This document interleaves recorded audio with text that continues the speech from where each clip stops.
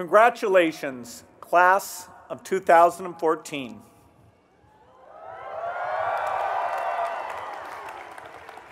Melinda and I are excited to be here. It would be a thrill for anyone to be invited to speak at a Stanford commencement, but it's especially gratifying for us. Stanford is rapidly becoming the favorite university for members of our family, and it's long been a favorite university for Microsoft and our foundation.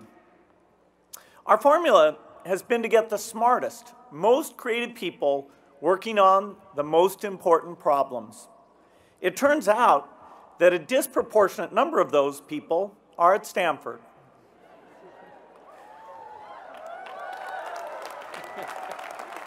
Right now, we have more than 30 foundation research projects underway here. When we want to learn more about the immune system to help cure the worst diseases, we work with Stanford. When we want to understand the changing landscape of higher education in the United States so that more low-income students get college degrees, we work with Stanford. This is where genius lives. There's a flexibility of mind here, an openness to change, an eagerness for what's new. This is where people come to discover the future and have fun doing it. Now, some people call you all nerds, and we hear that you claim that label with pride. Well, so do we.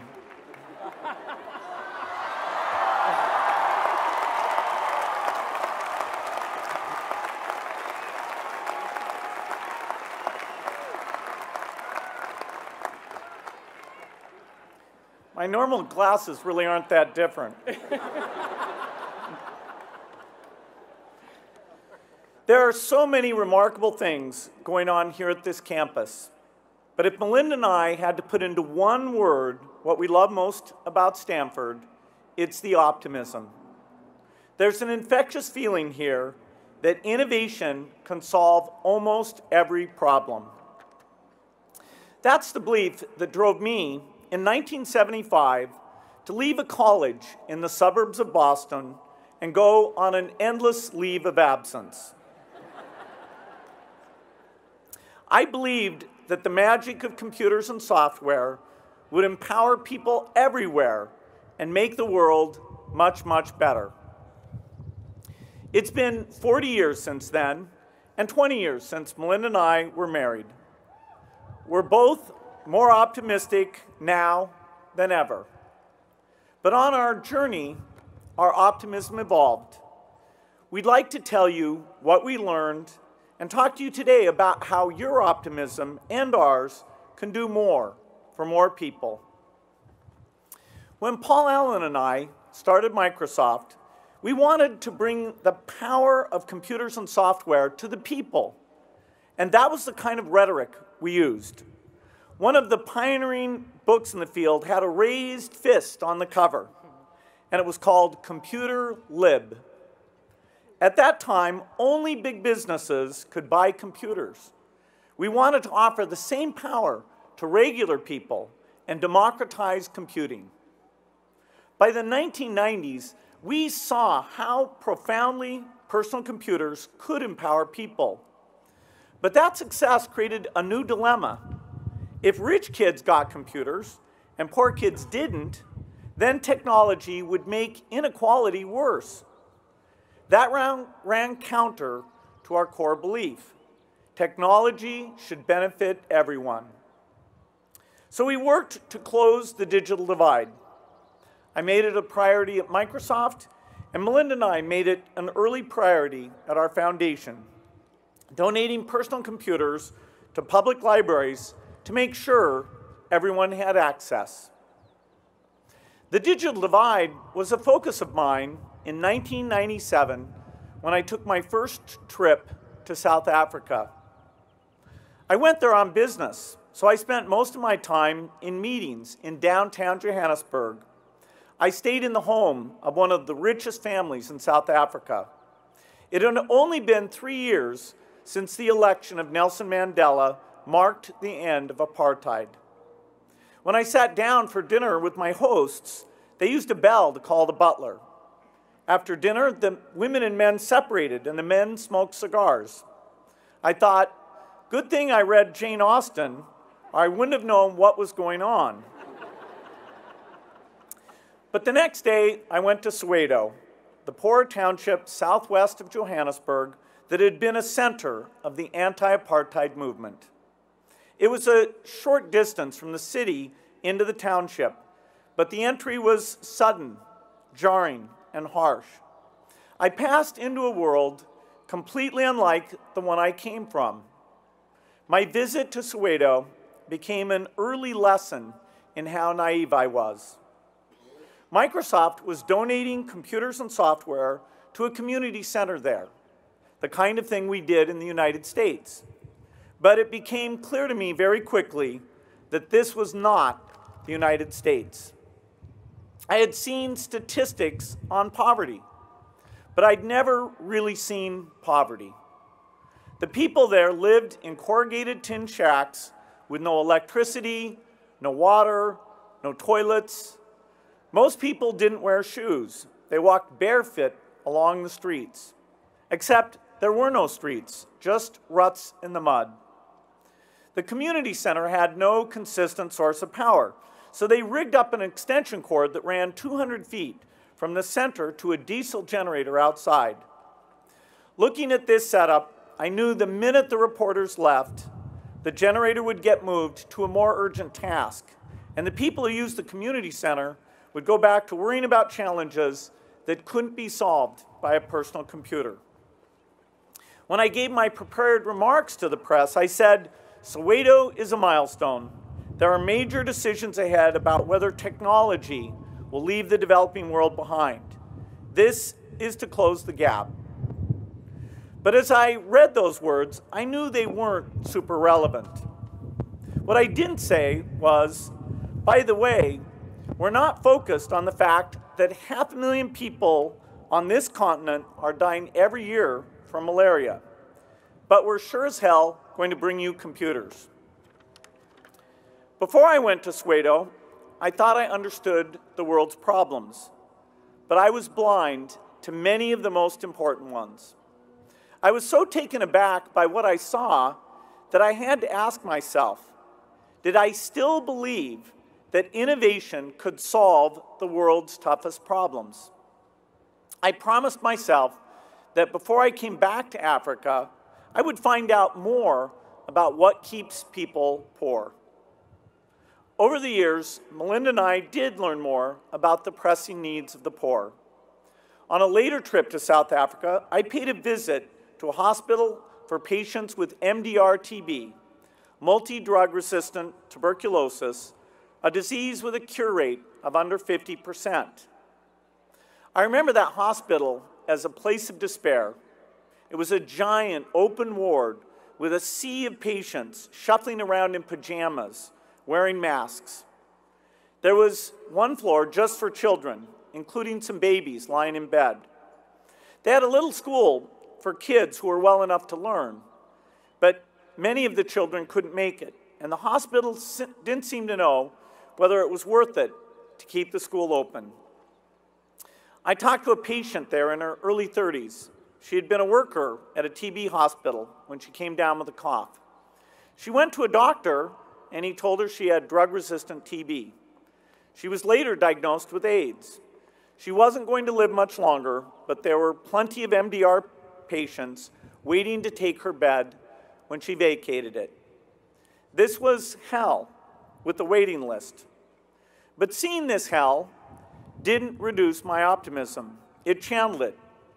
I got into the car as I left and told the doctor we were working with, I know MDR-TB is hard to cure, but we must do something for these people. And in fact, this year, we're entering phase 3 with the new TB drug regime.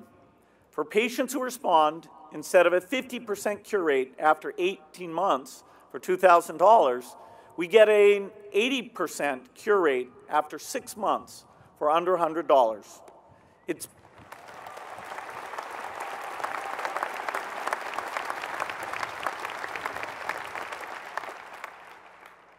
Optimism is often dismissed as false hope, but there is also false hopelessness. That's the attitude that says we can't defeat poverty and disease. We absolutely can. Bill called me that day after he visited the TB hospital, and normally if one of us is on an international trip, we'll go through our agenda for the day and who we've met and where we've been. But this call was different. Bill said to me, "Melinda, I've been somewhere that I've never been before." And then he choked up and he couldn't go on. And he finally just said, "I'll tell you more when I get home." And I knew what he was going through. Because when you see people with so little hope, it breaks your heart. But if you want to do the most, you have to go see the worst. And I've had days like that too. About 10 years ago, I traveled with a group of friends to India. And on the last day I was there, I had a meeting with a group of prostitutes. And I expected to talk to them about the risk of AIDS that they were facing. But what they wanted to talk to me about was stigma. Many of these women had been abandoned by their husbands. That's why they even went into prostitution. They wanted to be able to feed their children. They were so low in the eyes of society that they could be raped and robbed and beaten by anyone, even the police, and nobody cared. Talking to them about their lives was so moving to me. But what I remember most was how much they wanted to be touched. They wanted to touch me and to be touched by them. It was as if physical contact somehow proved their worth. And so before I left, we linked arms, hand in hand, and did a photo together. Later that same day, I spent some time in India in a home for the dying. I walked into a large hall and I saw rows and rows of cots, and every cot was attended to except for one that was far off in the corner, and so I decided to go over there. The patient who was in this room was a woman in her 30s, and I remember her eyes. She had these huge, brown, sorrowful eyes. She was emaciated and on the verge of death. Her intestines weren't holding anything, so the workers had put a pan under her bed and cut a hole in the bottom of the bed, and everything in her was just pouring out into that pan. And I could tell that she had AIDS, both from the way she looked and the fact that she was off in this corner alone. The stigma of AIDS is vicious, especially for women, and the punishment is abandonment.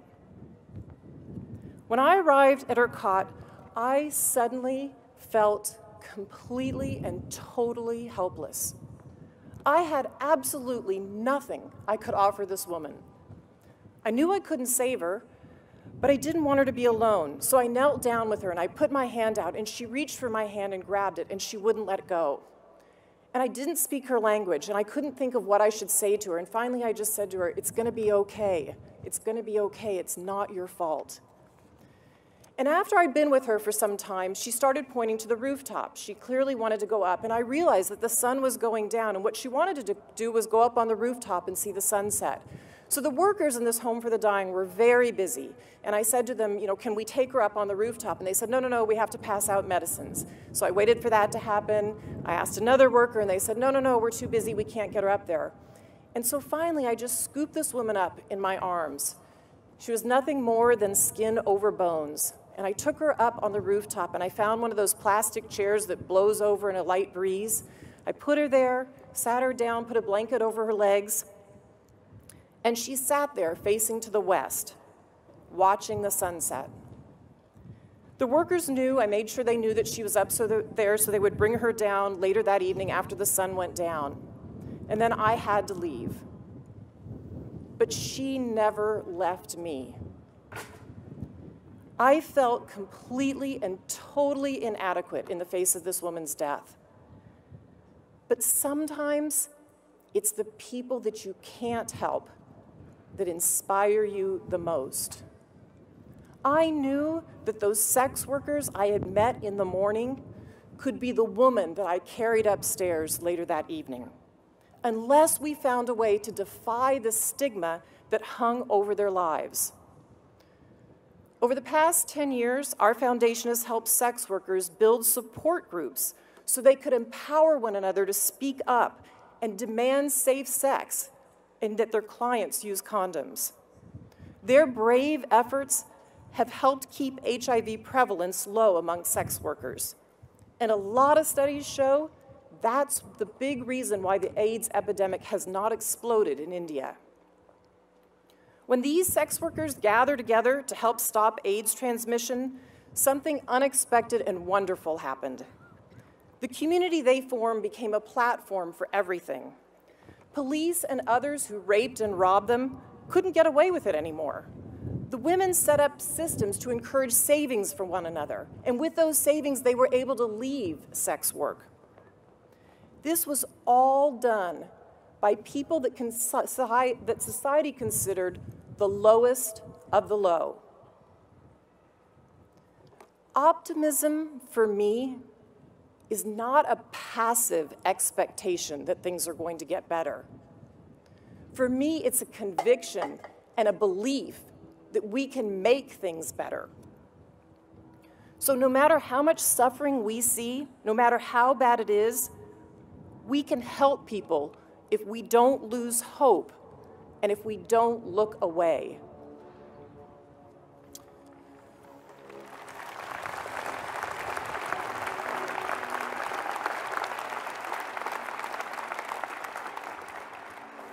Melinda and I have described some devastating scenes, but we want to make the strongest case we can for the power of optimism.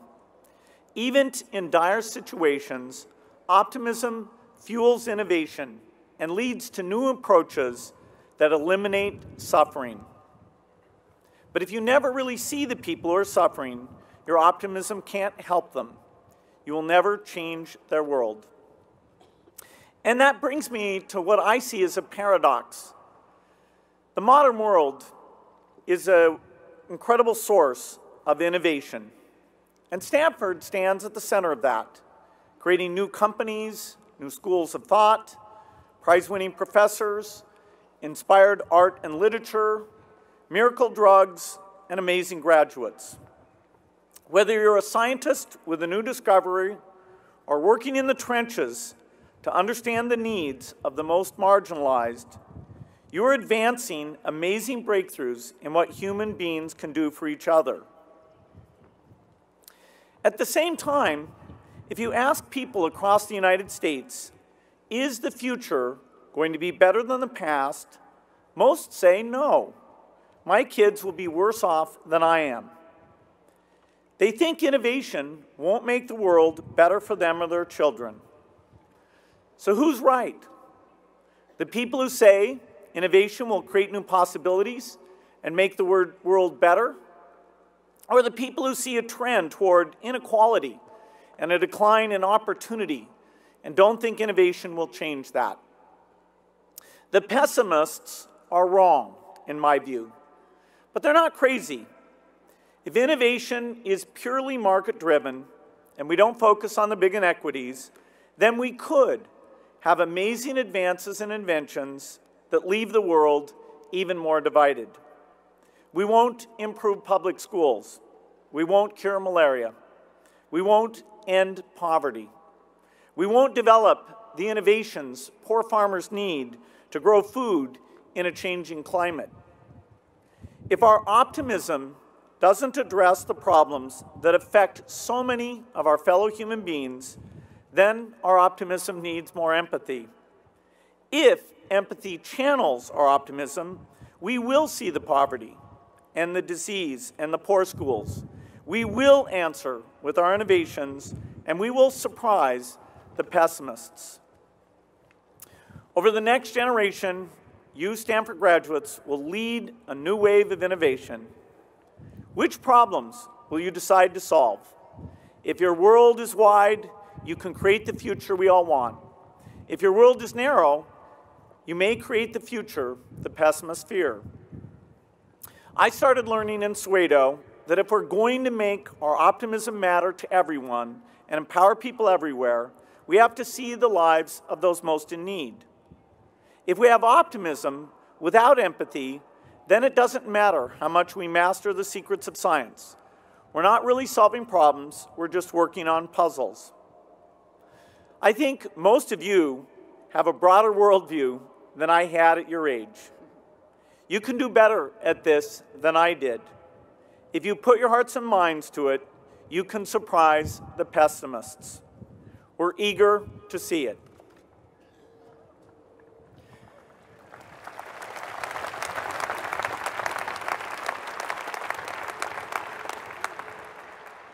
So let your heart break. It will change what you do with your optimism. On a trip to South Asia, I met a desperately poor Indian woman. She had 2 children, and she begged me to take them home with me. And when I begged her for her forgiveness, she said, "Well, then please just take one of them." On another trip to South Los Angeles, I met with a group of students from a tough neighborhood, and a young girl said to me, "Do you ever feel like we're the kids whose parents shirk their responsibilities, and we're just the leftovers?" These women broke my heart, and they still do.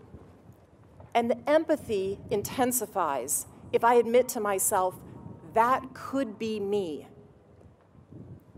When I talk with the mothers I meet during my travels, there's no difference between what we want for our children. The only difference is our ability to provide it to our children. So what accounts for that difference? Bill and I talk about this with our own kids around the dinner table. Bill worked incredibly hard, and he took risks, and he made sacrifices for success. But there's another essential ingredient of success, and that is luck. Absolute and total luck. When were you born? Who are your parents? Where did you grow up?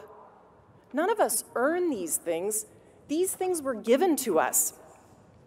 So when we strip away all of our luck and our privilege and we consider where we'd be without them, it becomes much easier to see someone who's poor and say, that could be me. And that's empathy. Empathy tears down barriers and it opens up whole new frontiers for optimism. So here is our appeal to you all. As you leave Stanford, take all your genius and your optimism and your empathy and go change the world in ways that will make millions of people optimistic. You don't have to rush. You have careers to launch and debts to pay and spouses to meet and marry. That's plenty enough for right now. But in the course of your lives, perhaps without any plan on your part, you'll see suffering that's going to break your heart. And when it happens, don't turn away from it. That's the moment that change is born. Congratulations and good luck to the class of 2014.